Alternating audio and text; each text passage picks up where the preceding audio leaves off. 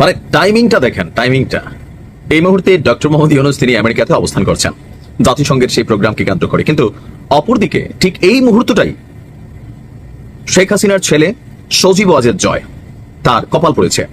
আমরা যতটুকু গণমাধ্যমের বরাতে দেখলাম যে ক্ষমতাচ্যুত সাবেক প্রধানমন্ত্রী শেখ হাসিনার ছেলে সজীব ওয়াজেদ জয়ের নামে যুক্তরাষ্ট্রে তার যে সম্পত্তি আছে স্থাবর এবং অস্থাবর এই সকল কিছু যেন জব্দ করে কে?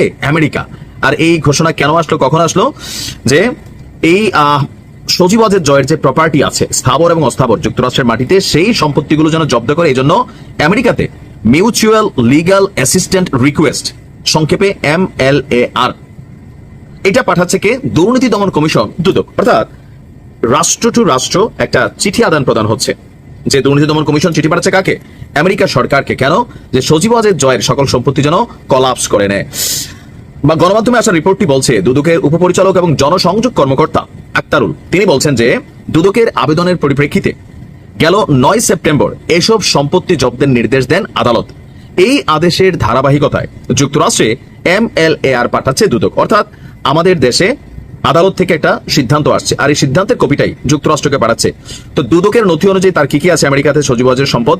জয়ের নামের যুক্তরাষ্ট্রের ভার্জিনিয়া রাজ্যে 2টি বাড়ি আছে। এর একটি ভার্জিনিয়ার গ্রেট ফলস এলাকায় 2024 সালে 3রা জুন এই বাড়ির মূল্য নির্ধারিত হয় $38,79,560, যা বাংলাদেশি টাকায় প্রায় 45,47,73,661 টাকা। অন্য একটা বাড়ি কোথায়? ওইটাও ভার্জিনিয়ার ফলস চার্চ এলাকায় অবস্থিত। 2014 সালের 5ই মে তখন বাড়িটির মূল্য ধরা হয়েছিল $9,96,875 মার্কিন ডলার, যা বাংলাদেশি মুদ্রায় প্রায় 7,83,87,406 টাকা। সব মিলিয়ে বাড়ির দুইটার মূল্য একত্রে হচ্ছে 53,21,61,000 টাকা। তদন্তে পাওয়া তথ্যের ভিত্তিতে দুদক আবেদনে বলেছে জয়ের নামে যুক্তরাষ্ট্রে অন্তত 8টি বিলাসবহুল গাড়িও রয়েছে। তো গাড়িগুলোর মধ্যে কি কি আছে? একদম ওয়ার্ল্ড ক্লাস ব্র্যান্ডের, মানে Mercedes Benz S class 2015 model, McLaren 720S 2018 model, Land Rover 2016, Lexus GX 460 2015 model. এগুলো নিবন্ধিত সাবেক স্ত্রী ক্রিস্টিনা ওয়াজেদের নামে। এই গাড়িগুলোর আনুমানিক মূল্য প্রায় $4,42,924 মার্কিন ডলার, বাংলাদেশের মুদ্রায় প্রায় 5 কোটি টাকা।